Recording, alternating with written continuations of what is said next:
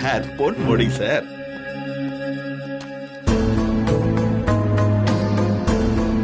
வயசு ஜஸ்ட் 62 தான் ஆகுது சார்.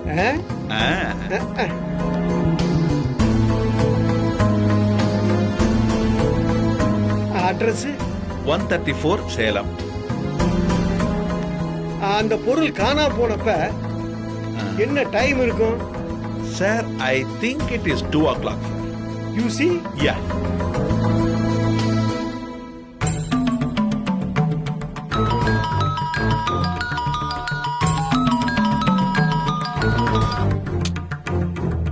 அப்ப என்ன பண்ணிட்டு இருந்த? Sleeping sir.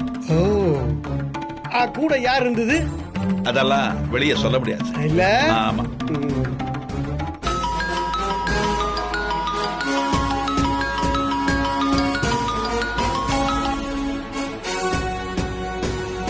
அப்புறம் முக்கியமான விஷயத்த மறந்துட்டேன். என்ன பொருள் காணாம போச்சு? சார் என்னோட விக்கு சார். ஏடா விக்கு காணாம போனதுக்கெல்லாம் போலீஸ் ஸ்டேஷன் வந்து கம்ப்ளைண்ட் கொடுப்பீங்களாடா? இன் பண்ண எடுத்துடுறா. ஏறா முதல்ல தொலைச்சு போடுவோம். போடா சார். மை விக்கு. நீ இன்னும் போயாடா? போடா. விக்கி காணாம போனதுக்கெல்லாம் ஸ்டேஷன்ல வந்து கம்ப்ளைண்ட் கொடுக்கறானுங்க. இன்னும் என்னெல்லாம் கொண்டாந்து போய் கொடுப்பானுங்களோ. புதமணி புதமணி கொஞ்சம் தண்ணி எடுத்துட்டு வா. நீ வேற பைத்தியம் முடிச்ச மாதிரியே காலில் உட்கார்ந்து இருக்கிற. கொண்டா.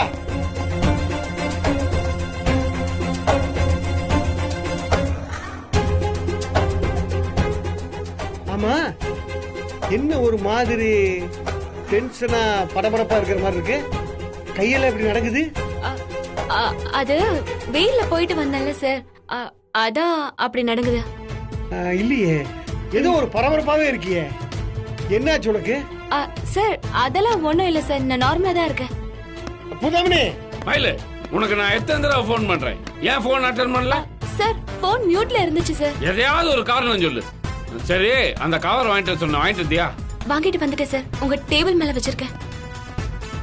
மயிலு, அந்த போட்டோ நீ பாத்தியா? இல்ல சார், நான் பார்க்கல. வா என் கூட. வா. நீங்க எங்க வரீங்க? உள்ள வந்து அது சம்பந்தமா நீங்க ஒண்ணு வர வேணா, போய் வேலையை பாருங்க. எல்லாத்துலயும் மூக்க நுழைச்சிட்டு படத்தை பார்த்ததுமே எனக்கு போட்டோ எடுத்து அனுப்புன்னு சொன்னேன். செஞ்சியா நீ? இல்ல சார், போன்ல கேமரா ஒர்க் ஆகல. ஆமா, எல்லாத்துக்கும் ஒரு காரணம் மட்டும் கரெக்டா சொல்லு.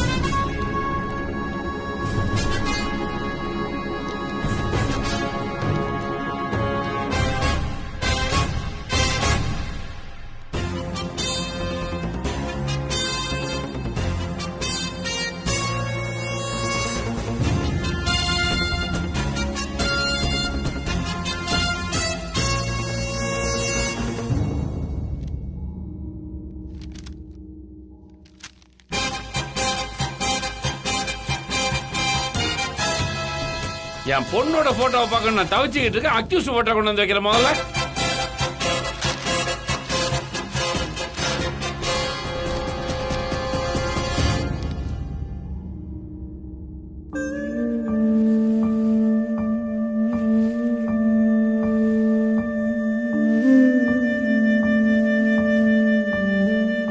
தங்கம், பிறந்த குழந்தைய எல்லா அப்பனும் செல்லாம தங்கம்னு கூப்பிடுவான். ஆனா இந்த பாவி இத்தனை வருஷமா உன்னை பார்க்காம இன்னைக்கு தான் நான் முத போட்டோல பாக்குறேன். அந்த சந்தோஷத்துல தான் உன்னை தங்கம்னு கூப்பிடுறேன். இந்த கஷ்டம் உலகத்துல வேற எந்த அப்பனுக்கு வந்துடக்கூடாது. நான் செஞ்ச பாவத்துக்கு எனக்கு இதெல்லாம் தேவைதாம்மா. உசுறு அறுக்கிற அந்த வேதனைய ரொம்ப நாள் தாங்குற சக்தி எனக்கு இல்லை.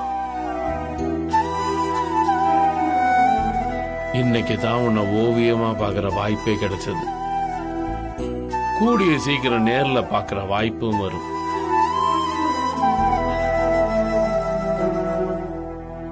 அன்னைக்கு நான் படுற எல்லா கஷ்டத்துக்கும் விடுதலை கிடைச்சிரும். இந்த படத்துல இருக்கிறது உங்க பொண்ணு இல்லப்பா, நான் தான் உங்க கடைசி பொண்ணு. படத்தை மாத்தி வச்சு இந்த தடவையும் நான் உங்களை ஏமாத்திட்டேன். என்ன மன்னிச்சிடுங்கப்பா.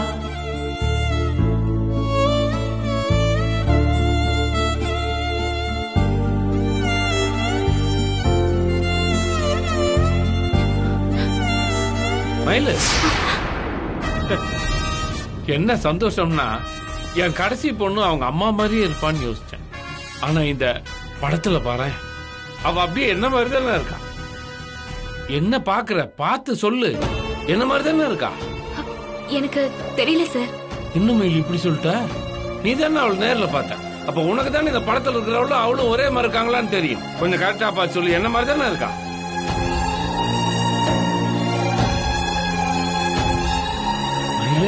என்ன அமைதியாவே இருக்க? அவரு கரெக்டா தானே வரைஞ்சிருக்காரு. ஓரளவுக்கு கரெக்டா தான் வரைஞ்சிருக்காரு சார். என்ன சொல்ற மயிலு? அப்ப இது என் பொண்ணு மாதிரி இல்லையா? அந்த ஓவியம் சொதப்பிட்டானா இருவனும். சார் சார் அவசரப்படாதீங்க சார். 80% கரெக்டா வரைஞ்சிருக்காரு. நான் தான் சரியா பார்க்காம தப்பா சொல்லிட்டேன் போல இருக்கு. மயிலு, நீ இப்படி மாத்தி மாத்தி சொன்னா நான் எப்படி முடிவு பண்றது? நீ தானே என் பொண்ணை கரெக்டா பார்த்த. நீ தானே எனக்கு இருக்க ஒரே சாட்சி. அப்ப நீ என்ன குழப்பிக்கிட்டே இருந்தா நான் என்னன்னு முடிவு பண்றது? சார் எனக்கு இப்ப எந்த குழப்பமும் இல்ல. சின்ன சின்ன வித்தியாசம் இருக்கு. மத்தபடி மொத்தமா பாக்குறப்ப உங்க பொண்ண பாக்குற மாதிரியே இருக்கு சார். இது போதும் மயில. இதை வச்சு நான் என் பொண்ணை தேடி கண்டுபிடிச்சுக்கிறேன். இனிமே உன்னை நம்பி இருக்க வேண்டிய அவசியம் இல்லை எனக்கு. சரி, அக்யூஸ்ட் போட்டோ கொண்டு போய் பரவன் சார்ட்ட கொடுத்துட்டு உன் வேலையை பாரு.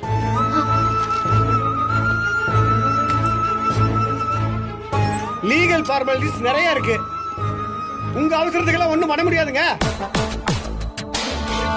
சொன்னதையே சொல்லிட்டு இருக்காதீங்க. என்ன இங்க பாருங்க, எங்களுக்கு ஏகப்பட்ட டென்ஷனும் பிரச்சனையும் இருக்கு. தயவு செய்து கொஞ்சம் புரிஞ்சுக்குங்க. ஒரு நிமிஷம் இருங்க. என்ன அக்யூஸ்ட் கவரை சார் உங்ககிட்ட கொடுக்க சொன்னாரு. என் கையிலேயே கொடுக்கணுமா என்ன? போய் பீரால வைங்க. சாவி சார். ஆடா இதுக்குள்ள இருக்க எடுத்துட்டு போ. இங்க பாருங்க, சொல்லுங்க.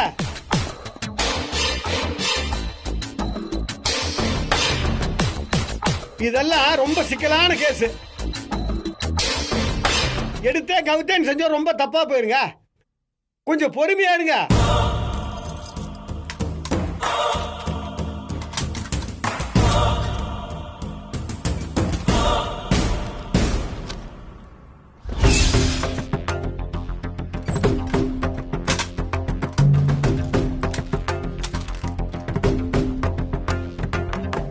இங்க பாருங்க, டைம் எல்லாம் கேட்காதீங்க.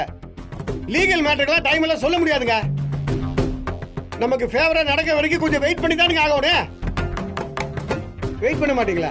அப்ப போன வைங்க.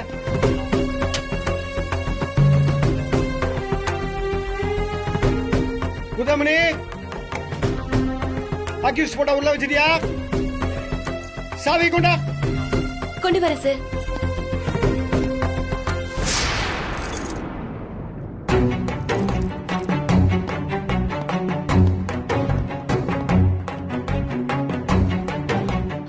கவர்ல ஏன் படம் இருக்காது? பரமன் சார் பார்த்துட்டா பெரிய சிக்கலாயிடுமே. அதை அவர் பார்க்கறதுக்குள்ள எப்படி அதை மாத்திடணும்?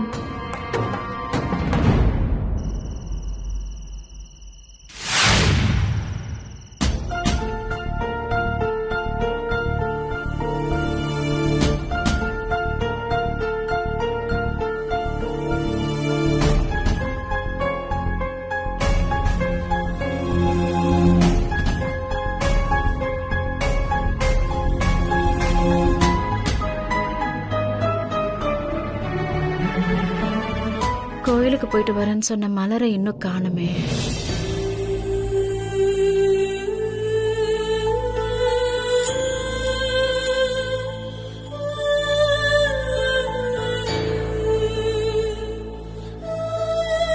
மயிலு,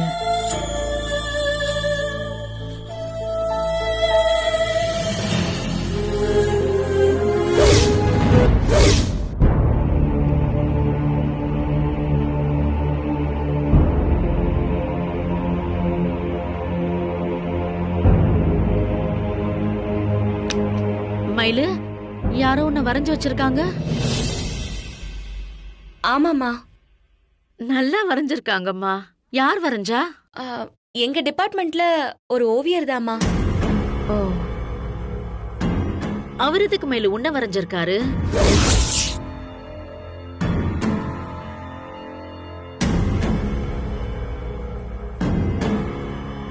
என்ன மயிலு முழிக்கிற? இது யார் வரைஞ்சா? பதில் சொல்லு. அம்மா எல்லாம் அந்த இன்ஸ்பெக்டரோட வேலைதாம்மா.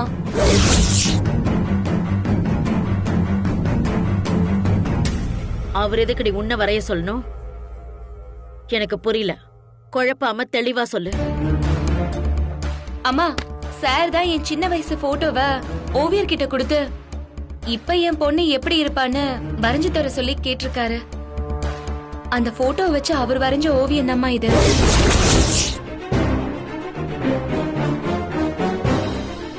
உன் சின்ன வயசு போட்டோ அந்த மனுஷனுக்கு எப்படி கிடைச்சது? நான் தாம்மா கொடுத்தேன்.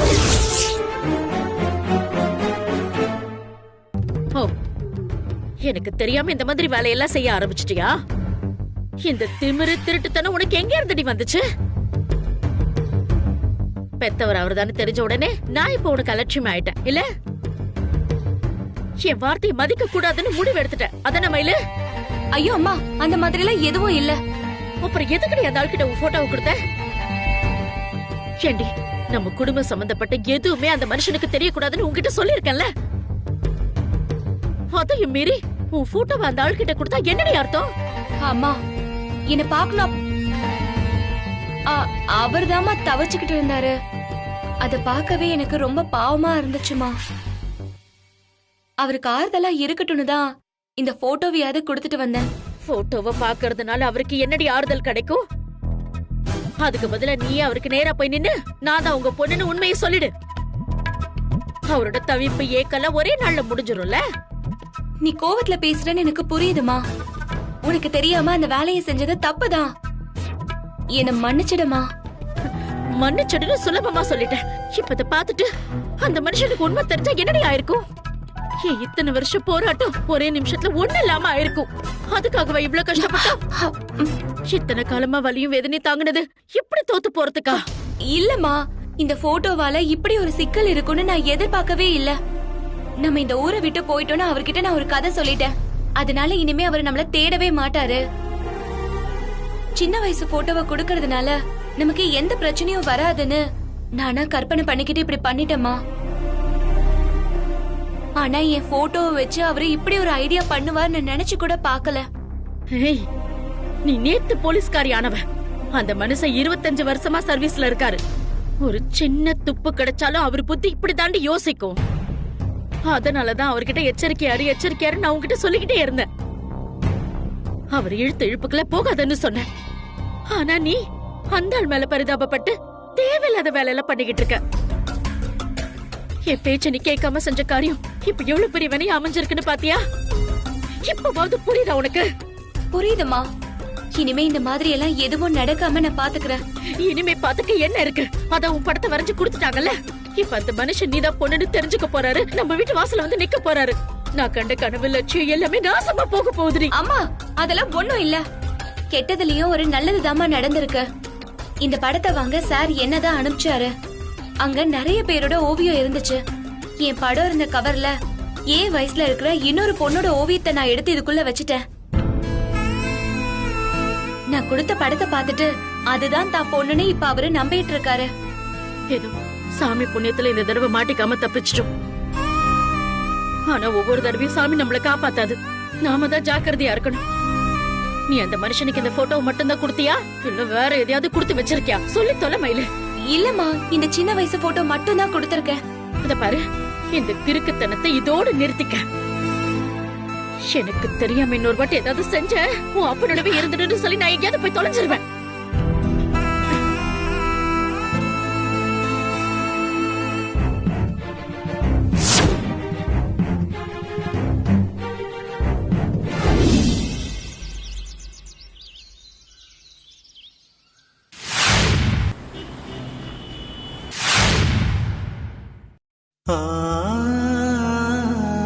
மயிலு,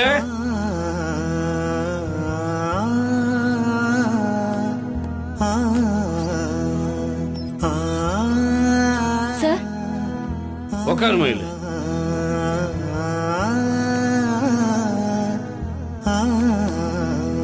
இந்தா லேப்டாப் ஆன் பண்ணு.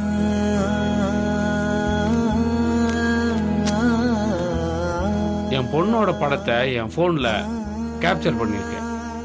அதை மெயில் அட்டாச் பண்ணி எல்லா ஸ்டேஷனுக்கு அனுப்பிச்சிரு. அதை எப்படி அனுப்புறதுன்னு உனக்கு தெரியும்ல? தெரியும் சார். உங்க போன் மட்டும் கொஞ்சம் கொடுக்குறீங்களா?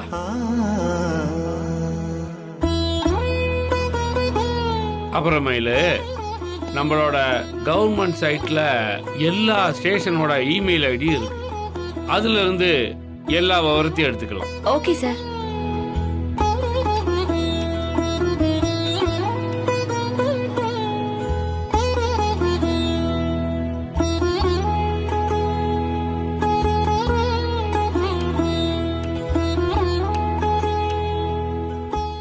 மயில சார், போன்ல இருந்து பிக்சரை டவுன்லோட் பண்ணிட்டியா? டவுன்லோட் பண்ணிட்டேன் சார். நம்ம ஸ்டேஷனோட மெயில் ஐடி தெரியுமா உனக்கு? தெரியும் சார். இந்தா, நம்ம டிஸ்ட்ரிக்ட்ல இருக்கக்கூடிய எல்லா ஸ்டேஷனோட மெயில் ஐடி இதுல இருக்கு. நம்ம மெயில் ஐடியில இருந்து அந்த ஸ்டேஷன்ஸோட மெயில் ஐடிக்கு நீ எல்லாத்தையும் அட்டாச் பண்ணி அனுப்பிச்சிடலாம். Okay sir. உனக்கு என் போன் வேலை முடிஞ்சதுன்னா கொஞ்சம் கொடு. தெரிஞ்ச இன்ஸ்பெக்டர்லாம் நான் கொஞ்சம் பேசணும். 1 minute சார். சரி.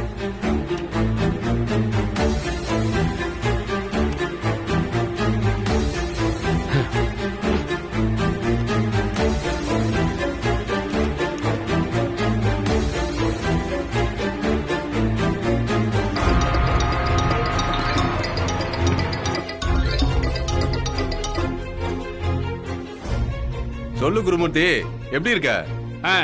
சொல்லு பங்க, எப்படி இருக்க? நல்லா இருக்கேன். அப்புறம் வேலையில எப்படி போயிட்டு இருக்கு? அது என்ன, அது வழக்கம் போல ஆஸ் யூசுவல் அப்படியே தானே போயிட்டு இருக்கு. பெருசா சொல்லிக்கிறதுக்கெல்லாம் ஒண்ணும் இல்ல. என்ன ஏதாவது முக்கியமான விஷயமா திடீர்னு போன் பண்ணிருக்க நீ? ஆமா, நம்ம ஸ்டேஷன் மெயில் ஐடிக்கு ஒரு பொண்ணோட போட்டோ அனுப்பிச்சிருக்கேன்.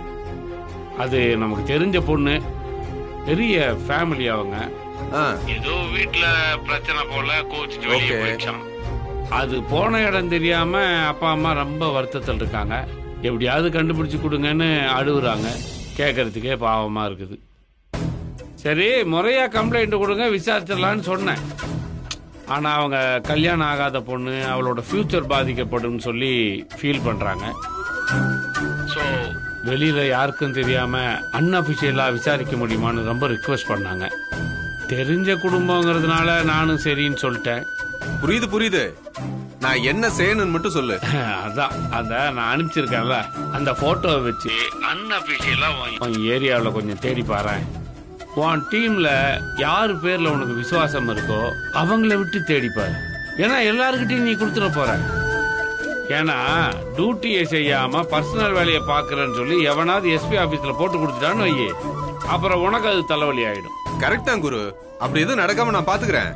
என்னோட விசுவாசிகள் 2-3 பேர் இருக்காங்க. அவங்க கிட்ட சொல்லி நீ சொன்ன மாதிரியே விசாரிக்கிறேன்.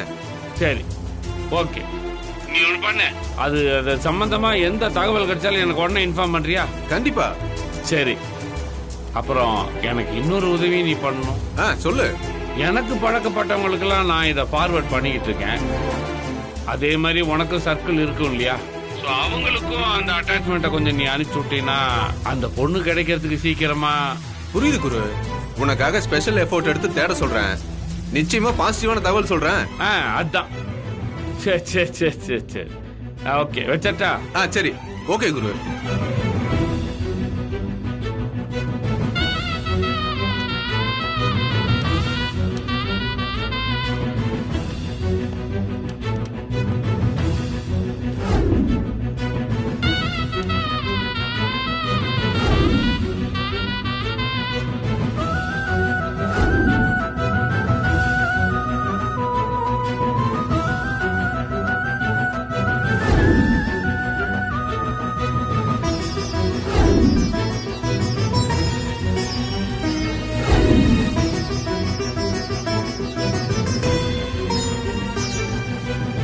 மெயில் போயிடுச்சா? மெயில் லாஸ்ட் ஒன் இருக்கு சார்.